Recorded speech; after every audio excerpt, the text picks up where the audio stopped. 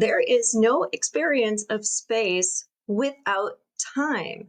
How we move through space, what we think about, is tied to the experiences we have in that space, is tied to the time it takes to move. We can measure distance with time. We can also measure awareness with time. And that is what we're going to deep dive into on this episode of the Space Doctor series. So welcome everyone. My name is Angela. I'm an architect, researcher, and feng shui practitioner, and I use these thoughtful weekly videos to explore the science behind design for well-being. It's something I've spent my whole career studying, so you don't have to. What we're going to do every single episode is look at what well-being is all about and talk about it, but in a very focused, easy to understand way. So whether you're an architect, interior designer, or just somebody that wants to make the space that you're in better for you and those you know and love, you're in the right place. So how we do this is we use my Saluted Genesis card deck, which has two parts. Foundational concepts, which are basically the things that create or destroy well-being in our lives, and then the antidote to that, what makes things better, or Saluted Genesis. And there are really 5 aspects that my research has indicated are making up Saluted Genesis. And I've paired these with each of the 5 elements in feng shui.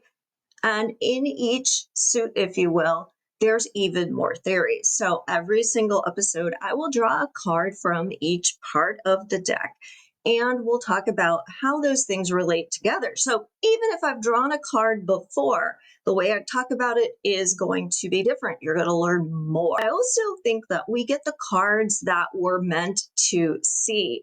So sometimes it can feel like the same card keeps coming up. And that's okay. It's just because we need to really be thinking about this in our work. The card that I drew from the foundational concepts part of the deck is resiliency. And you can see here on the card, there's a plant that is like pushing up through cracks in the concrete. I think it's really interesting. I was just at a healthcare architects conference called the Summer Leadership Summit in Denver. And the theme of the whole conference was resiliency. So clearly this is something that's up right now. And I think what's really important about resiliency, and is symbolized on the card, is the crack itself. A lot of times we just focus on coming back after adversity, but the crack forever changes us, right? And so we want to come back better, want to come back stronger. We want to thrive, not just survive. Crack is really how we do that, how we break through whoever we were before and come back better. Now, there's lots of things that we can say about resiliency, but today I'm going to talk about resiliency as a temporal process. And Gali and Pagano, as well as Kiefer, have done a lot of studies on this. And this is really about how resilience unfolds over time as we face a challenge in our life or a stressor. So it basically works like this. There's a baseline function wherever you are in the present moment. Then there is the event that is challenging or stressful. And then there's the recovery or the adaptation that you have to make in order to reset. Now, what's interesting is we'll never be the person we were before the challenge, right? There's always going to be a change because of the experience that we have and the need to respond and the need to be resilient. So that is for sure something that we need to take into account. How do we put resources in our spaces that allow people to come back better? We can also think about resilience in terms of climate resiliency, which is also a function of time. When is the next thing going to happen? How are we going to get through it? What is going to be the intensity or the duration of it? How does the season or the weather or even the microclimate have an impact on the space that we are in or the cities where we live? We see more and more natural disasters occurring, and we actually have a choice. We can build buildings that are more resilient, or we could build buildings that are going to break down and collapse. We can have more resilient infrastructure, or we can have infrastructure that isn't resilient so that we've got flooding and power outages and more problems. So these are just some of the ways to think about resiliency as it relates to time, which is why we often don't talk about it. Now, the companion card that I drew is from the sense of coherence part of the deck. And again, there are no coincidences. The last few episodes, if you go back and watch, keep drawing these sense of coherence cards. So what is sense of coherence? It is Antonovsky's theory of how meaningful, manageable, and comprehensible our space is to us.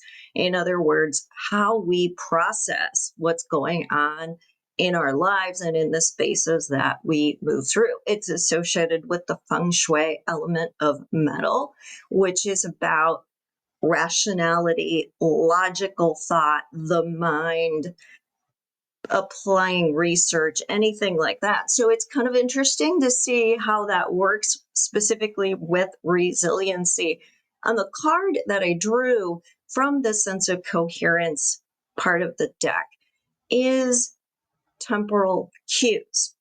Now, temporal cues basically just means that we are talking about the things in the environment that give us a clue about how we are situated in space in relationship to time of day, season, weather, anything like that. You see on the card basically an outdoor space with a sundial that is in front of a trellis that has a garland going up. Now we can see that it's autumn. The sun is lower in the sky.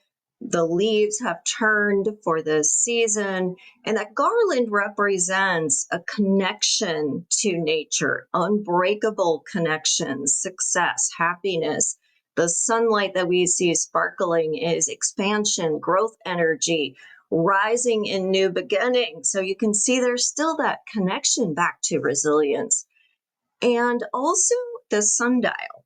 That is very symbolic of the passage of time and our connection to the earth, to the sun, to natural cycles, which is what temporal cues really are.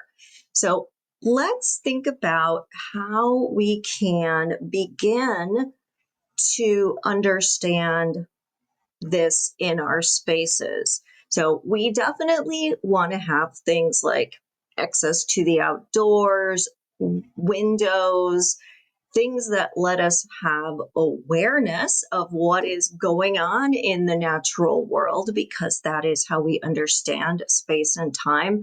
But we can also modulate things like the lighting color temperature so that it gets dimmer early in the morning or in the evening, and the light gets warmer and it's brighter and cooler at midday. That's a way of understanding that.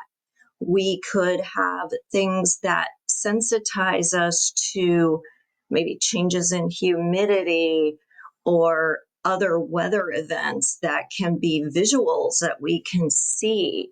We can have ties back to things that are experiences that we've had that are symbolic of those experiences that we put into the space.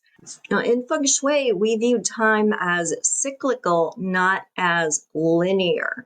So it emphasizes patterns in nature and movement and repeating cycles that evolve. So think about a spiral moving up, right? We want to keep evolving, which is going back also to that resiliency idea of thriving, of coming back better, of the crack not symbolizing damage as much as a breakthrough. How can we, in our spaces, begin to represent cycles? How can we have elements that change related to seasons? Obvious way to do that, right, is decorating for the holidays.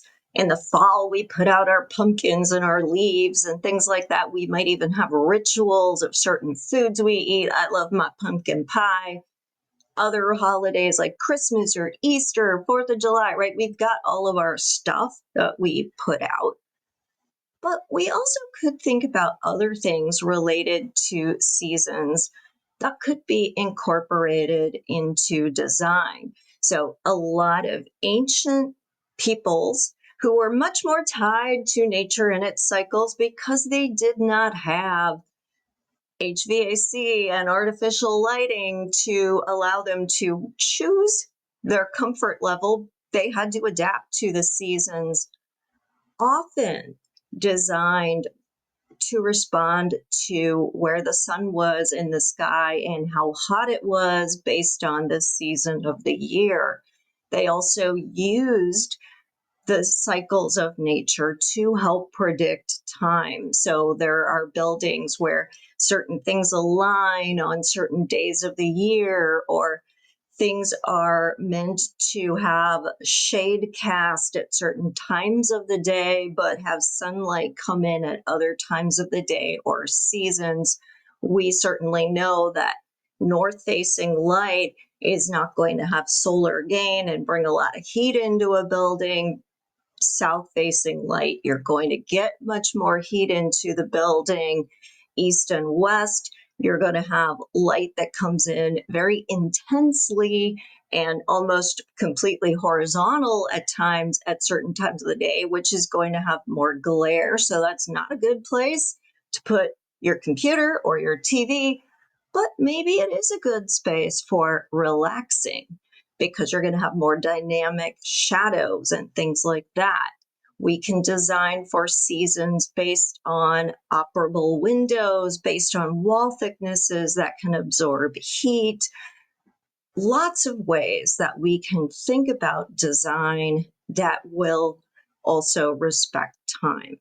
And we can also design in ways that reflect weather. So in areas where it's humid, we want buildings that are higher off the ground, not only for flooding, but to allow air to circulate. We want higher ceilings. Where we have a lot of snow, we want those sloped roofs so that the snow will come off.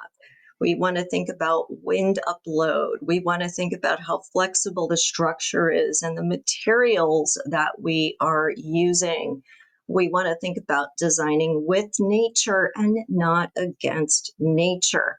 So again, when we think about resiliency in terms of thriving and being able to adapt and reset and come back better, we also can think about this sense of coherence idea of temporal cues, not only for our own benefit of awareness of time and day and season and weather at every moment of the day, which helps to orient us in space, but also so that we are not fighting the natural cycles and weather events and climate change, but rather able to adapt and respond.